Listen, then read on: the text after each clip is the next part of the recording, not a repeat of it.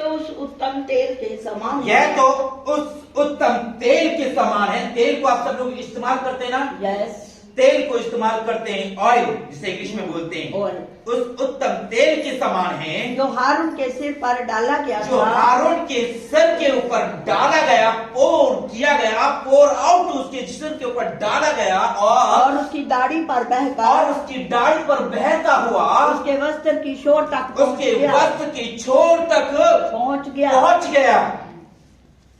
Oil जो था पिछले दिनों में, पुराने दिनों में हम तुम देखते हैं, जो ऑयल था उसको लोग जलाने में काम में लेकर के आते थे, दीवट में जलाने के काम में लेकर के आते थे।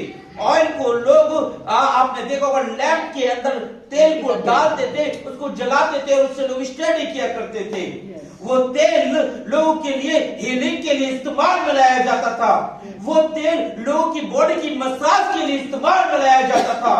और यहाँ पर परमेश्वर का वचन बताता है कि वो तेल उसके हारून के सर पर डाला गया और उसकी दाढ़ी से बहता हुआ उसके वस्त्र के छोर तक गया, और जिस किसी ने उसको छुआ, इसी टच में इसने मुझे छुआ, वही सामर्थ्य इस तक पहुंचा, और इसने इसको छुआ और वही सामर्थ्य इसके पास में पहुंचा।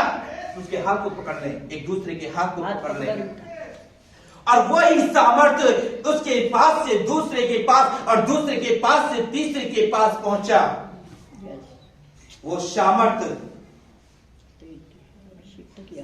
फॉर एग्जाम्पल के लिए, यदि इलेक्ट्रिसिटी का बोर्ड यहाँ पर लगा हुआ है, इसका वायर यदि वहां तक जा रहा है एक्सटेंशन बोर्ड में, यदि हम वहां पर उंगली डालेंगे तो जो पावर यहाँ है वही पावर वहां पर भी होगा। हालेलुया। आप ये ना सोचे पास्टर जी ने मेरे सिर पर हाथ रख के दुआ नहीं की तो मुझे सामर्थ्य नहीं छुआ है? इफ आई प्रे, यदि आप परमेश्वर के वचन में देखते हैं तो प्रभु यीशु मसीह के वस्त्र को क्या किया था उस स्त्री ने?